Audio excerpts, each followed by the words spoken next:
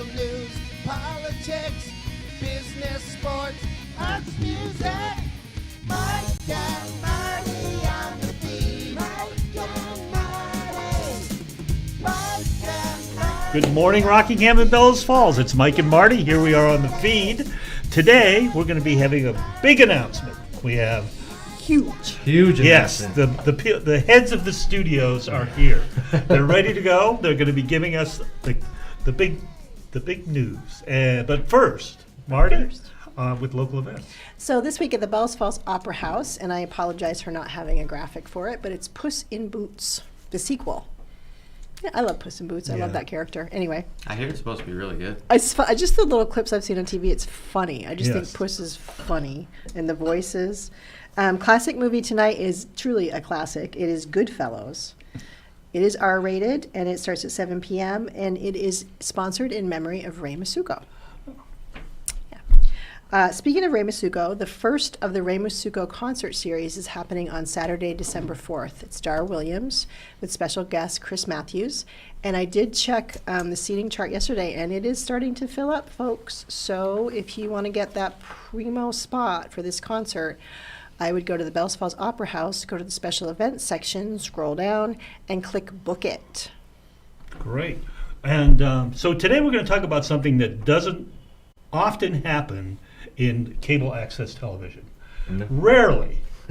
Rarely do cable access television stations go interstate. True. Where True. this is actually a first. I think Fact TV, groundbreaking as it is heading off into breaking. It's a new frontier. Before it goes international, which may happen, we're trying to keep that lid on that. Yeah. But in the next week. Is it a week or so? No, it's in a month. In a month. Basically a month, yeah. Fact TV will be interstate.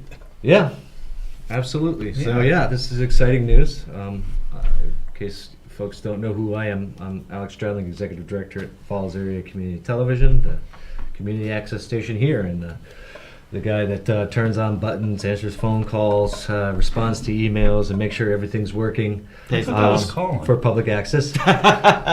I was trying to put all the credit on me. but Okay. The guy that watches Colin do this. do all of that stuff Okay. for everyone in the community. Okay. I got it. There you go. Yeah, it's like that over that executive It's just- level. I take on the work that he does and claim it as my own. Okay. But We call Colin the mom of the station.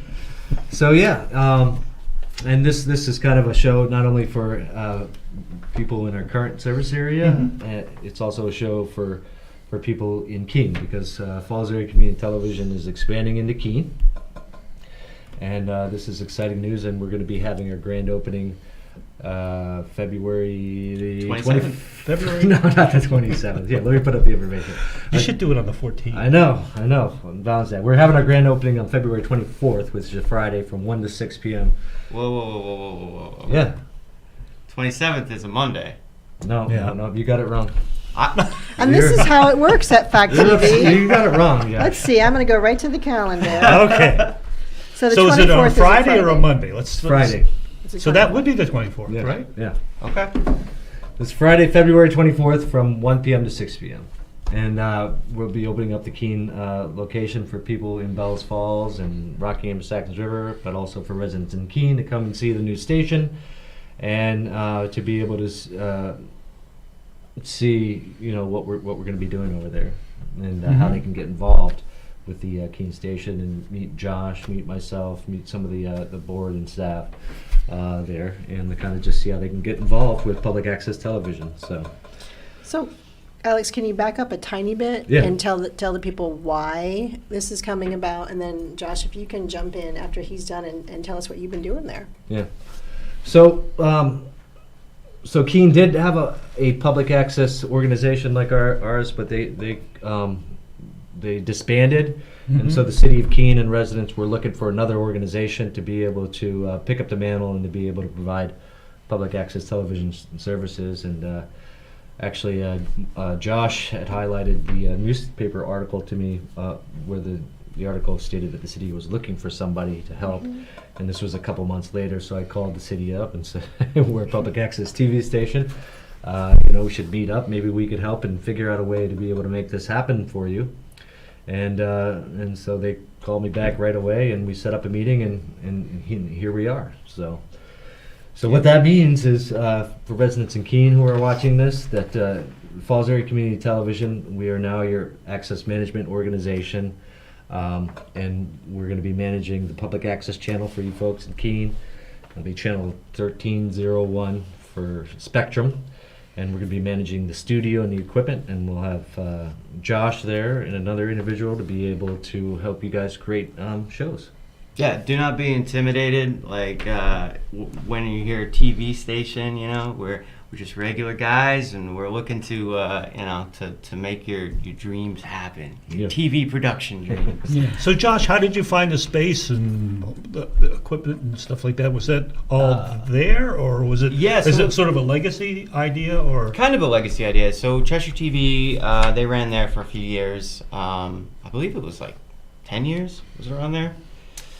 Not at the specific location, but yes. No, but overall in Keene. Yeah. And for more than that, like 20 okay, so they were around for a while, and they ran the station that we're running now for about 3 to 5 years, somewhere around there.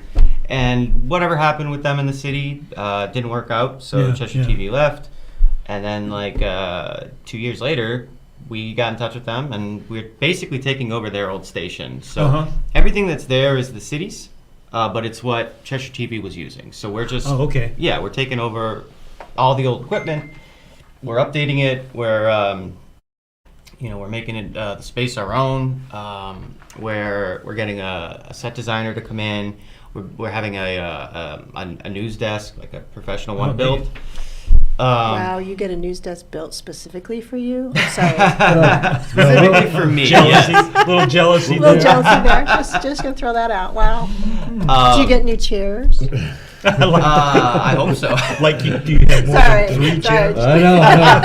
But again, you guys can always go to Keene and utilize that new studio space. There we go. Do you mean new chairs or chairs that work? Well, yeah, there's that. Next week, Mike and Marty, Keene on Keene. We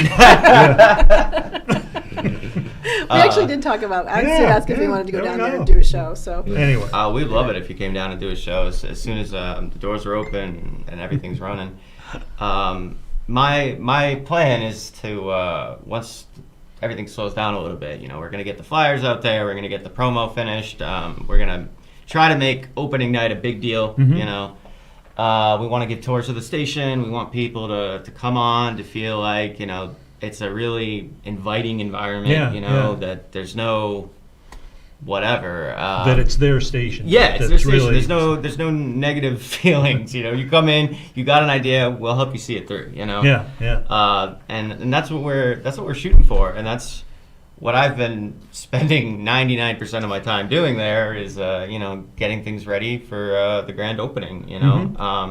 We've had a lot of funny issues running, trying to run our system off of the library's network and trying to get that all set up, and but that's just anything that has to do with computers That's is a nightmare. growing so. pains, no matter where Yeah, you are. exactly. Yeah. But we're almost there, and by the 24th, we'll be ready. By late February, Yes. you'll be ready. Late February. Okay. February 24th. So it's a little bit different system, right? Like Fact TV in Vermont is its own. Fact TV owns the equipment, and it's a corporate. It's sort of a higher level, where in New Hampshire the municipalities run the access stations, right? Yes, I believe it's financially it's a little different too. They have more control in New Hampshire, and they purchase everything. They own all the equipment. They just give us basically the right to make the decision to buy it. Yeah. Or the organization to run and manage and maintain the equipment. I mean, it's we could own the equipment. It's fine. It's just they own the equipment with their previous agreement. But in New Hampshire is the cable franchise fees, which is basically pays for public access television here in Vermont. Those franchise fees goes directly to the authorized management organization. So like a nonprofit like ours, and then we were able to manage those funds and the equipment in the station and for the public use.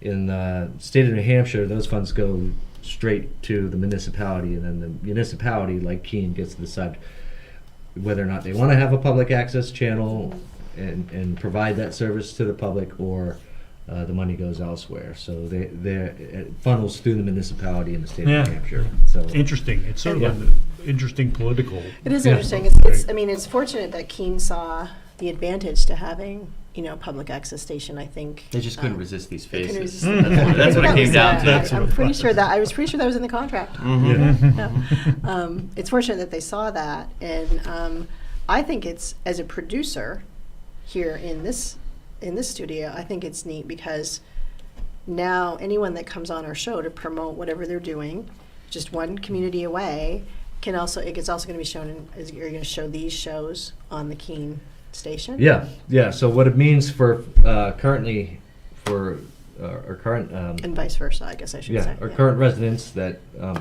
in our service area is that it's going to be the same schedule. So content that's already been created here in Rockingham, Bellows Falls, Athens, Grafton, Saxons River, that will be distributed in Keene, and then any content that's created in Keene will be distributed, in the Vermont service area. So it's just going to be one big. Yes. We're just kind of basically expanding the service area. And then the other thing is if Keene residents are in Bellows Falls, or they kind of like the studio design here, or they want to utilize some of the equipment here, they can utilize that. And the same thing goes for our current residents in Vermont. Oh, nice. A nice If they're in- reciprocity. Is it reciprocity? Yeah, Nice yeah. reciprocity. If they're in Keene and they want to use the Keene space, they can use that studio. So, for instance, for example, Marty and Mike, let's say you get a guest in here that's from Keene and they're talking about something about Keene. You could, if you wanted to, We you could do it over there. You could drive to Keene and do it at that station. I mean, that's totally up to the producer. So it's just a wider 2 locations. The scheduling will be the same. Be all one schedule, and everyone will get a wider reach. So Keene residents will get a wider reach than just Keene, and Bellows Falls and Grafton, Athens, Westminster residents who produce content will get a wider reach into Keene. So it's a benefit See a lot for of bleed everyone. through. Yeah. Yeah. So are there any intervening between Keene and Bellows Falls? Are there any other cable access stations? I mean, if somebody's looking at cable access between here and there, it's going to be Fact TV. Right? Yeah, there's no. We've got a monopoly. No. Yeah, it just dawned on me that is a big area. Allstead, Walpole, those towns, they don't have public access. But they see some of Fact now. I mean, isn't there like Sometimes they do, but that's unofficial changed. bleed through or something that, But that's changed. They were cut off a while ago. And some Oh, people- okay, I didn't realize that. But there are a couple public access stations that go across state lines, but that was established. None of them have expanded in terms of actively expanding, across state lines or to another region.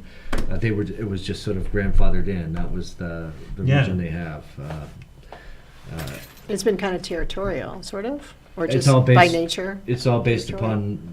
upon the cable lines Cable and lines. what they, what they consider to be that service area. So so on and so forth. I don't know if Yeah. I'd call it territorial. I feel like we Yeah. work pretty close. We work with each other. Yeah. Yeah, I as guess far I as- guess it was more. Yeah, I guess that wasn't the right word. It was Yeah, public region, ac- like like you said, where the Regional, cable, maybe regional, a better- yeah. Yeah, with the Gotcha.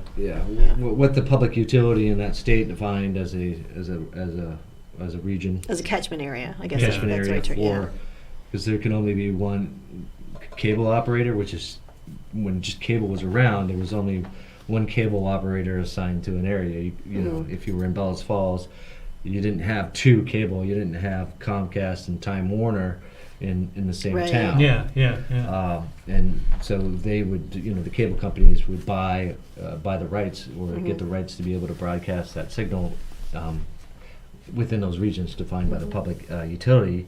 But obviously, as things have changed, Yeah. it's less about cable. Now there's many options. Internet, you have many It's different like- options. yeah. So it's a little less defined as it was in the very beginning. When you only had one cable operator for a specific area. So So it seems to me, Josh, that it's really a rich area to start doing new programming in, because the college and there's a pretty big art scene. And Oh yeah, yeah, absolutely. that I would think that there would be a lot of So- potential. I've reached out to the college a couple times so far. I think part of the issue is that when we first started opening up and when I started reaching out, it was in the busiest time of the year for them. Yeah. So they just haven't had the opportunity to get back to us yet, and our doors aren't even open. But yeah, we would love to develop some kind of relationship with the college because, Fact TV does internships here. Yeah. So doing an internship at the Keene station just seems like a natural progression. And the college has a film program, so they have students learning about set design and film production, all that kind of stuff. So to What bring better them, experimental exactly. lab than to sit down and do it? It's the logical next step. And Yeah. whether they're doing an internship or doing a paid videographer position where Yeah, they go yeah. and film meetings for us or whatever, Or be even great just to- presenting content. Just Sure, like sure. Finish. I imagine the film students should have like a boatload of. Yeah. I actually talked to Experiments. someone the other day. They're real big into skateboarding because there's a skate park. Oh, in neat. Keene. Yeah, there's a kid. Yeah. And I was talking to them. I was like, we would love to have you come on and do a skateboard show. Mhm. There's one of the most famous skateboarding magazines. I believe it's the only skateboarding magazine still in print called Thrasher. Mhm. They've been around for like 30 or 40 years. Like they're old. And I was like, wouldn't it be fun to have a local access show called Thrashed or something? Yeah. And it's all shot with like DV cameras, or you go and you shoot your friend skateboarding, and then you bring it on the show. And I just was like, that'd be a great idea for a local access show. It would be. That would be fun. I'd like to see that. And there's tons of stuff like that. in Yeah. Keene. Yeah, speaking about internships and public access, I mean, public access has morphed. It's not just producing a show for cable television. I mean, it's more of a media access center now that you produce shows. It's creating content for the internet or whatever platform's available now, and it's kind of like a library. It's a resource for content production. I Wasn't it guess. also like a learning resource? A learning resource, and a lot of times, where public access is there to eliminate the barriers to alleviate the barriers of local communities getting their message out, or individuals getting their message out. There's a financial barrier, even though technology has gotten cheaper. I mean, not people have the ability to be able to purchase equipment to be able to produce their own show. There's the skill set barrier, which we provide by doing a show like an in-studio show here, where all you have to do is come up with the idea and bring the content for the show, but you don't have to worry about any of that. Well, we don't have to have a skill set. No, meaning you don't have to. The We've technical, proven that. Beyond a shadow of a doubt. the technical, I know you. the technical skill set. We alleviate that barrier so that folks can communicate their message. So that's what public access is, and then being able to go out and shoot community events. A lot of local cultural organizations and community organizations have events or things that they want to promote, but we're a small local community. They don't have a lot of money, so we offer obviously subsidized rates or film those events for free, so that people in the local community can be interconnected more and know what's going on, but also so that they can get their message out and they don't have to hire a production company to come and film their event, which would cost a lot more. So that's really what public access provides. And then the biggest thing, we were talking about internships, is public access for what it is, has been a start for many famous people and professionals in the entertainment and broadcast industry. Awesome. Great shows too. Even shows that started, but public access has always been a place where these folks have started. So the next Spielberg or the next great TV producer most likely is going to get their first introduction to television production or web content production today at a public access station, meaning because we take away some of those barriers and they can come in, get their feet wet. It's not going to cost a lot of money, and then if they decide it's not going to cost them any money, most of it's free. If they decide they enjoy this, then they'll move on and continue with their career. So that's why in a lot of other states, public access has been diminished, and people always sort of poo-poo public access. And the states and the cities that do realize the value of a public access center in their communities. You know, that's why Vermont is still thriving with public access centers, because the local communities here and the state value public access, and you know the same thing goes for Keene. The city of Keene still values public access. So that's kind of why- what you're saying, I'm going to have you pipe in. This is so. How to tell the story about how you got even connected with Fact TV and what it led you to? Yeah. Yeah, you personally. Yeah, you, yeah. It's a funny story, actually. Go figure, right?